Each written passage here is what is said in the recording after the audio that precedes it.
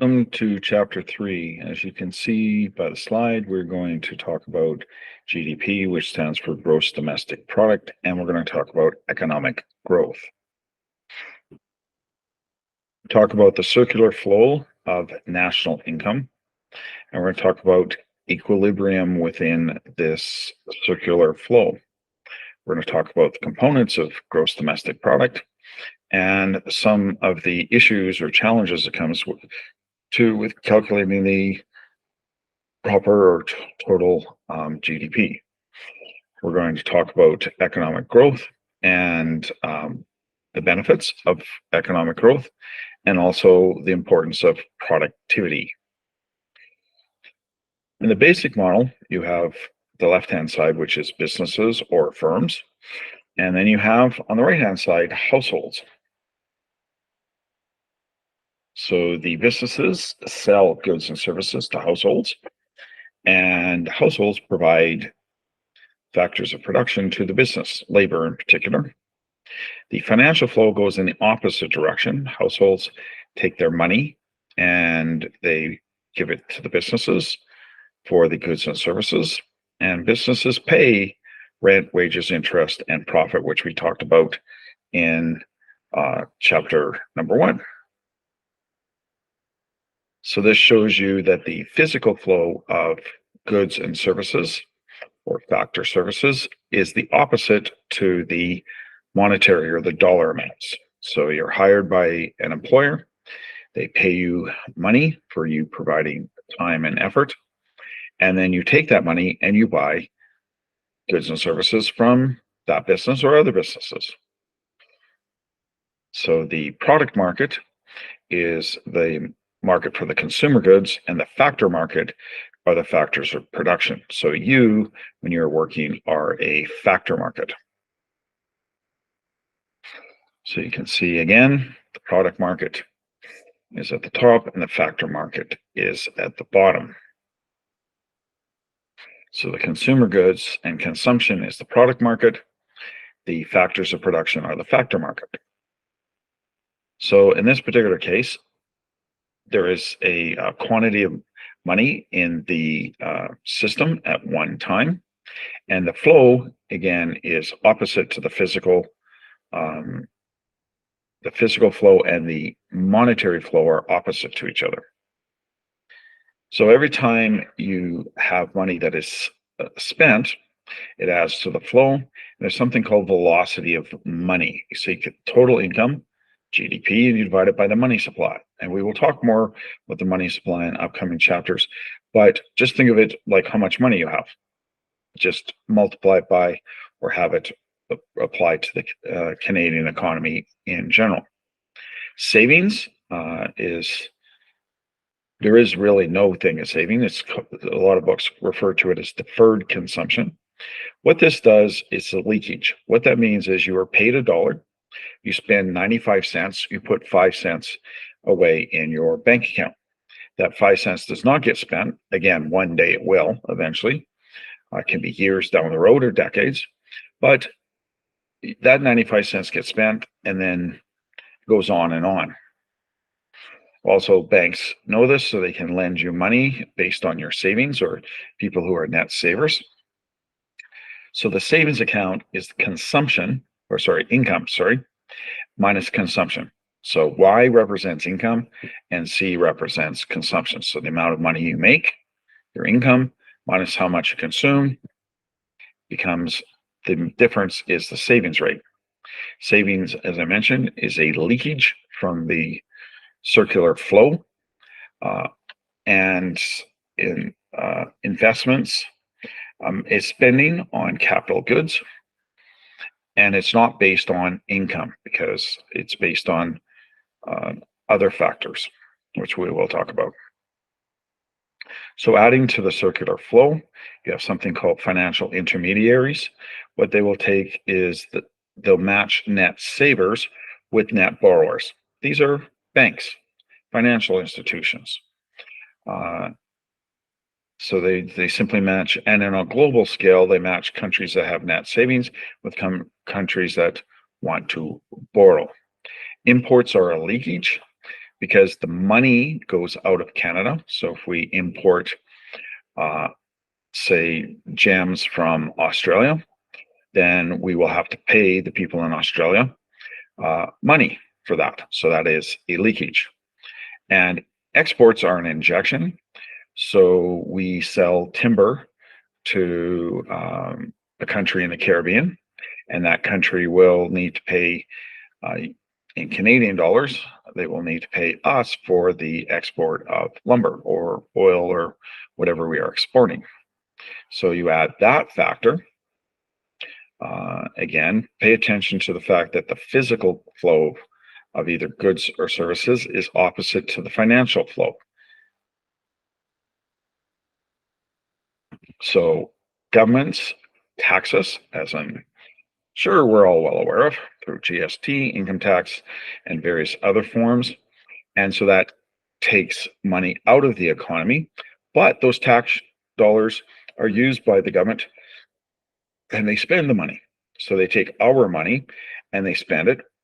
So when they tax us, it takes money out of the economy, but then they turn around and they go and spend the money on roads, hospitals, whatever the case may be. There's also transfer payments, which would be, for various benefits that we have in Canada to like old age security would be an example where you don't provide a service or good, but you just get it.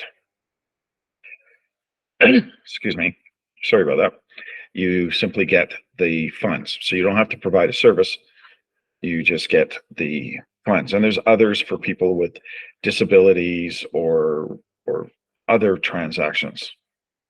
All right. So we're adding to the complexity. So you may want to make particular note of this. So the government draws taxes, then they spend the taxes. All right. So you have three leakages as a summary: savings, imports, and taxes. Three injections, which are investments, exports, and government spending. And if the injections are greater than the leakages, the national income will go up. And if the leakages exceed the injections, national income will go down. So actually savings for the economic point of view is bad for the economy. So again, here's a summary. Savings go to investments, taxes go to government spending, and imports and exports will potentially balance each other. It's not good to have it too much one way or the other. As far as too many imports compared to exports, equilibrium is, again, in balance. So if you have an equilibrium for leakages and injections, savings, imports, and taxes, again, are leakages. And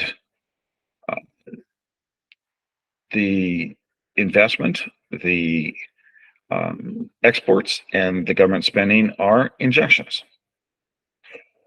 So if the injections are greater than leakages, you have economic growth.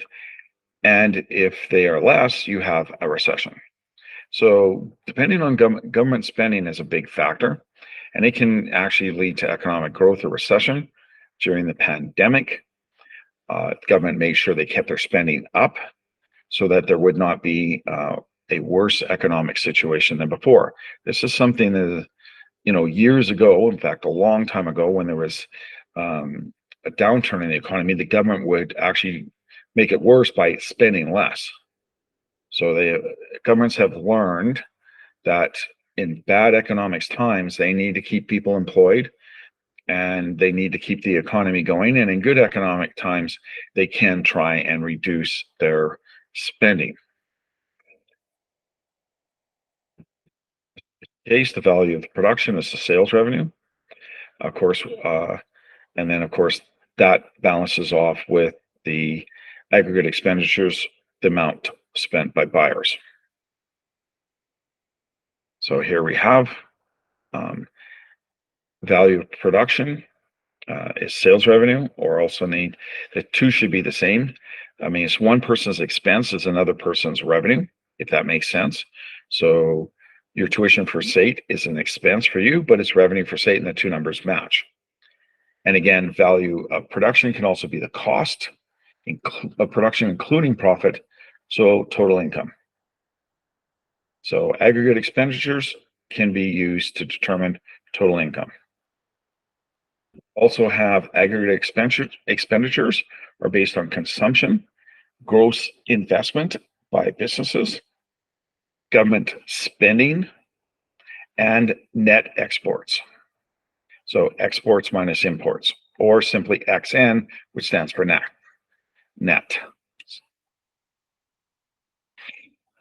So these are just different ways to measure national income. So you can also add up the income for households, businesses, and government. It should be the same as aggregate expenditures. You have gross domestic product, the value of final goods produced in a period, and gross domestic income is the earnings received by households, businesses, and government. So GDP equals aggregate expenditures and income. Right. This is simply a detail about how the Statistics Canada measures this.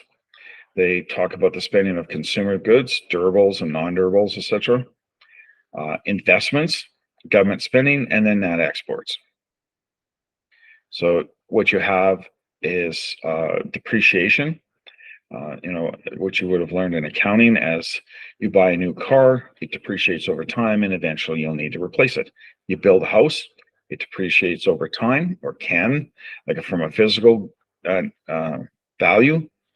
The older the house, the less expensive it is, the less it's worth.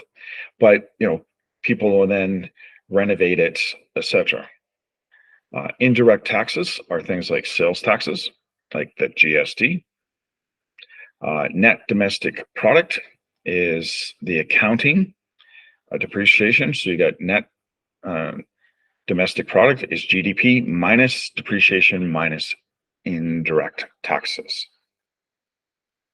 So net national product is NDP, plus or minus net foreign factor income. So here's some of the labeling that we've been looking at. So in this case, a student gets a haircut from self-employed hairdresser. And so again, testing our knowledge. So the hairdressers buy scissors from a local store. And again, the revenue for the hairdresser. And the hairdresser saves $5 a day into their piggy bank, if you even know what a piggy bank is, right? And then hairdresser buys shares in General Motors. So this is what the student buying the haircut would be consumption. Hairdresser buys scissors, that's investment. Of course, the $5 is savings. And in this particular case, it's not applicable. Because investment is different. That's what investment is by companies in new products. You can see the scissors is an investment, but although you might think of it as an investment, that's a personal investment, and really it doesn't change the value. Right? GM expands computer facilities. That should be an investment. And I'll let you can pause this and make your own estimates as to the answers. So here they are. Because American goes on tours in Canada, that would be an import, which is part of the X, because remember, X is the net. So the export, imports, Canadians go to Tokyo, etc. So Statistics Canada includes all compensation for employees.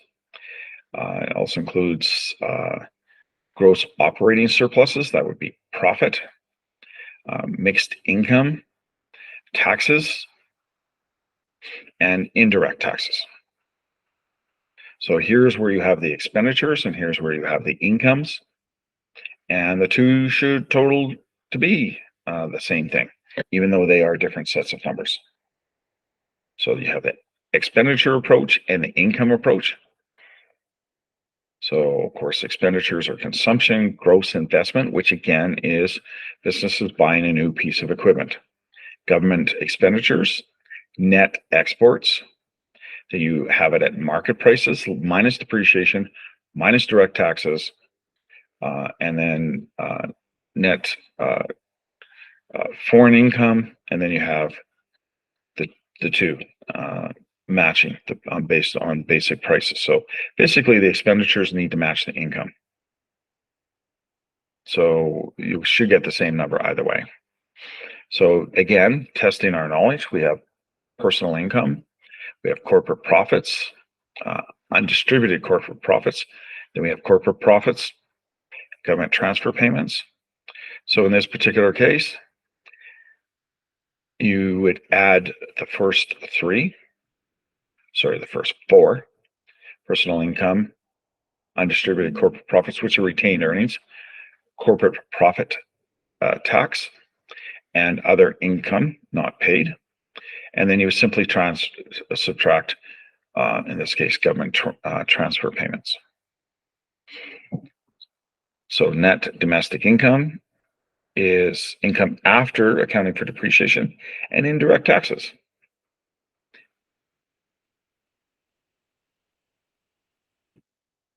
So net national income.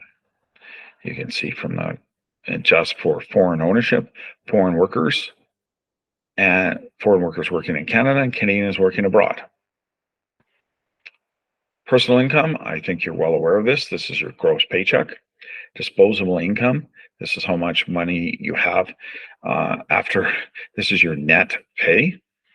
And with your disposable income, you either can consume it by buying groceries or rent or whatever you want, taking a trip, or you can save it. So in this case, a person has income of $986, taxes are $227, and they consume $686. So you should be quite familiar with this. Your paycheck gross amount is $986. Your net pay is minus $227, and then you spend $686. So you take the $986 minus $227 minus $686. Hopefully you have some money left over, and we will see you have a grand total of $73, which is pretty good these days out of $976. Some problems are intermediate goods. There's only the final good. So company makes a product and then they sell it to another company, which is not the final user. You can double count it. So again, sales that merely transfer ownership, buying and selling against stocks and bonds. It does affect the individual, but not the overall gross domestic product. Public transfer payments like employment insurance, welfare income, etc. Gifts, which are kind of nice to receive. Secondhand goods because they're not new. You want something that basically is new. So selling a used car has no effect on GDP. Even if it's a business that sells the used car, the only thing that adds to GDP are new car sales. So also there are some illegal activities. Also some unreported activities. So somebody is, say, renting out a bedroom in their house that's not reported for income, but it's legal. It's nothing illegal with renting out a spare bedroom. Again, services from homemakers, so stay-at-home parents, that is not, they don't get a paycheck. Again, doing it yourself, so building your own patio deck, volunteering services are very valuable, but they don't get a paycheck. Economic growth can be measured per capita.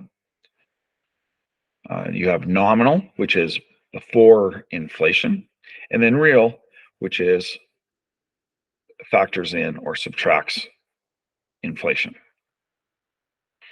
So once again, you have the prices in year 1 and year 3.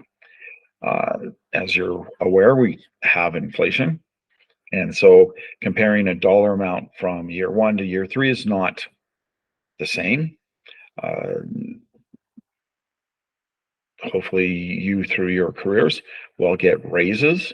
Some of it will be based on perhaps on mere merit, seniority, and also just general increases to your pay from caused by negotiated wages or earned wages. So you take the real GDP divided by the population to get the GDP per capita. Per capita simply means per person, right? So in this particular case, you take the current real GDP minus the previous real GDP and you divide it by the previous. This will tell you the growth rate. And again, the real number is after inflation. So again, here's testing of our products. So you can see that they produce this particular economy produced carrots and tractors. In 2019 and 2020, they increased the number of carrots from 5 million to 6 million. The price also went up, and also the price of tractors also went up. And they also produced more tractors. So you simply look at the prices before and the prices now. So you see the nominal in 2019 was 110 million. The real, that's your base year. And the next year, the nominal was 129. And then based or on the base year prices. So basically what you do is you leave the price alone and you increase the quantity. So if the price had not gone up and you simply made more product, like more carrots or more tractors, then you would have had $122 million in real GDP, but you had 129,400,000 because of not only the quantity increase, but the price increase. So benefits of economic growth, we have better healthcare services, improved education, better transport, again, protection of human rights. Sources, labor productivity, where a worker can produce more than they did previously, and that can be based on finding better ways to do things. And again, also perhaps in this particular case, they're focusing on, if you want to see, you get smarter. Every year, studies have shown that even if you're doing the same thing as you were last year, somewhere along the line, you may find a better way of doing it. Something that is, again, improves the way of doing it, making a meal or just producing. So you have fewer units of labor to produce the same output, or with the same units of labor, you actually produce more. And you just get better. Part of it's based on the learning curve, where the more you do something, you tend to get better at it. And usually it's 2 to 3% per year. So we need to calculate the labor productivity. For those of you who go into supply chain, you'll definitely see this again. So in this particular case, the productivity in 2019 was 155 tons per unit of labor. So if there was 1 unit of labor to produce 155 tons. In 2020, the productivity went up to 160. So 160 minus 155, year 2 minus year 1, divided by the base year, which is year 1, there was a 3.2% increase in productivity. This is very important, that if we become more and more productive, we'll be able to produce more and more, or use less input, less labor. So we'll be able to work fewer hours and still produce the same number of outputs in this case. So sources of economic growth, the quantity and quality of labor resources. There is a theory that the more educated our workforce, the better the quality of the workforce, the more knowledgeable we become. Also, if we have more workers, we'll be able to produce more. The physical capital. And again, part of this is based on the technology, the rate of technological change. We want rapid improvements in technology, so we're able to do, again, more and more. Again, quantitative amount of natural resources. Some higher GDP is not good. It may include some services that were previously excluded for various reasons. And it can sometimes ignore the quality a little bit.